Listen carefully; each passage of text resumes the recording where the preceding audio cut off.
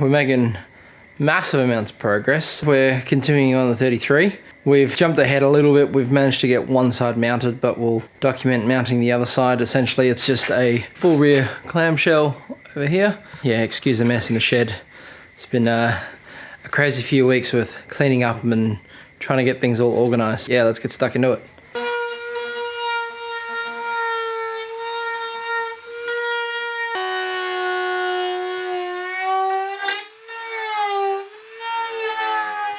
I'm not going to try and make this too torque heavy. So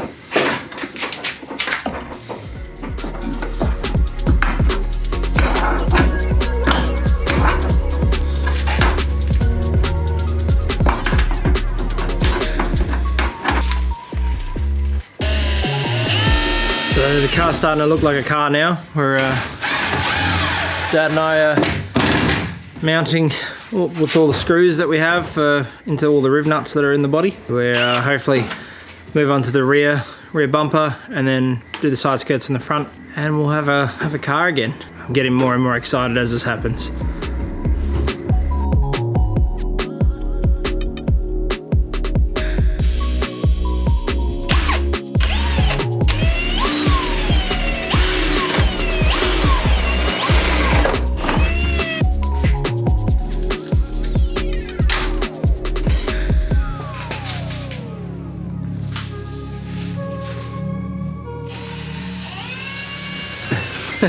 So the car's coming together pretty good now. We have the rear bumper mounted. It's held in with cable ties just so for easy breakaway. If I hit anything, at least it will hopefully break away from the car and not sort of break into pieces or snap when you tend to bolt them in, but the car's looking good.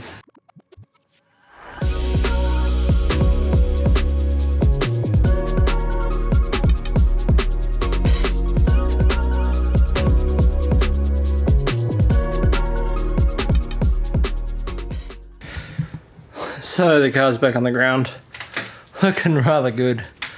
It's low, but still the wheels are at functional height. Still a bit of tucking going on in the guards, but a bit more to cut out, a few spaces to run, but we'll carry on tomorrow. Several days later.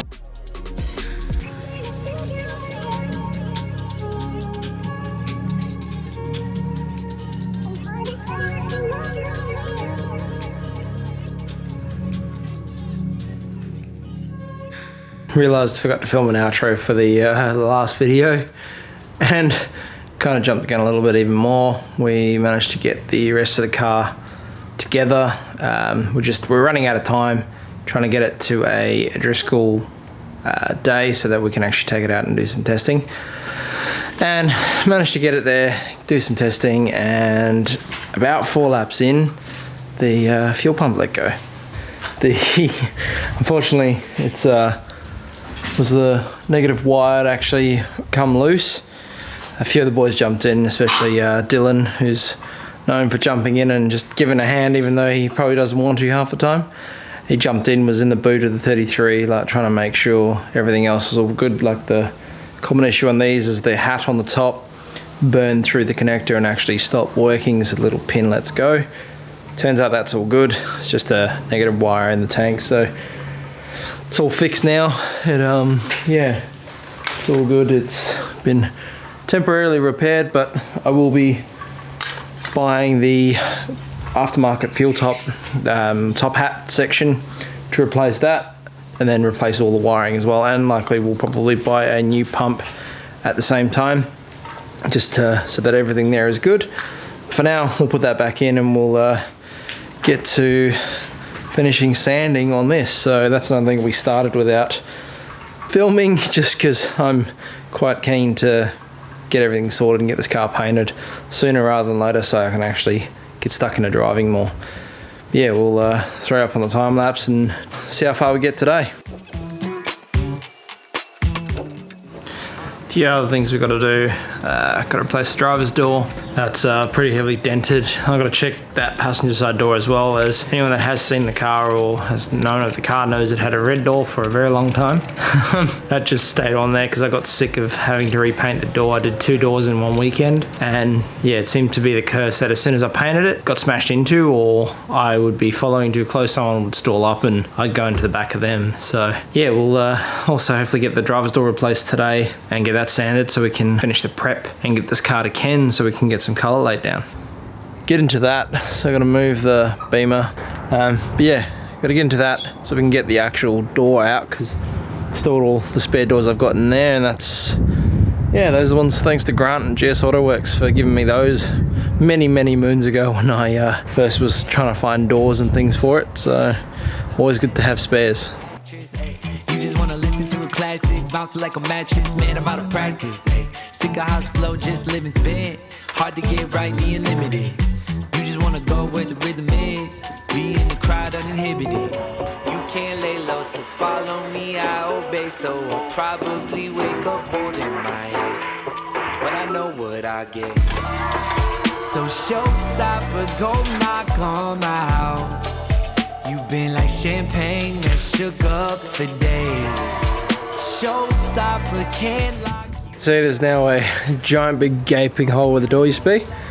Well, yeah, managed to strip the door down fairly easily. Normally it's a mission because things are rusted and all that sort of stuff, but otherwise this has been relatively straightforward, thankfully. Yeah, so we'll get the other door, bung that on here and get sanding and see what that door needs, put all we need or what we have to back in. Glass motor, essentially I want to take the loom, get rid of it as I don't need it. Wires from the window motor just wired directly, and I run that off a 18 volt Milwaukee battery. I know you've been working for what you already purchased, concerned that it wasn't worth it. So that took a bit longer than I wanted to. We now have a door in here. It's got glass in it and everything. And yeah, we'll get sanding and see what it comes out like, see if there's any more dents or anything. Door looks pretty damn straight to me.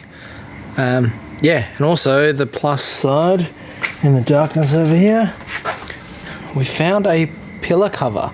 So the other car had one. Downside is the clips broke. It's quite common on them because they're so brittle, they're super weak. Yeah, but we'll keep chipping away. Maybe not sand the door tonight, but we'll pick up from here tomorrow and we'll yeah, get the rest of the car sanded down. Check for the other side for the pillar trim, for the B pillar trim, and put that on. And then yeah, get the sanding all completed. Once the sanding's done, we can then ship the car off to Ken. So hoping to do that this Friday so we can get it painted. Yeah, promising and not too far away. And then the car, we can start putting a little video to get her of the car and do a little reveal. So getting super excited for that.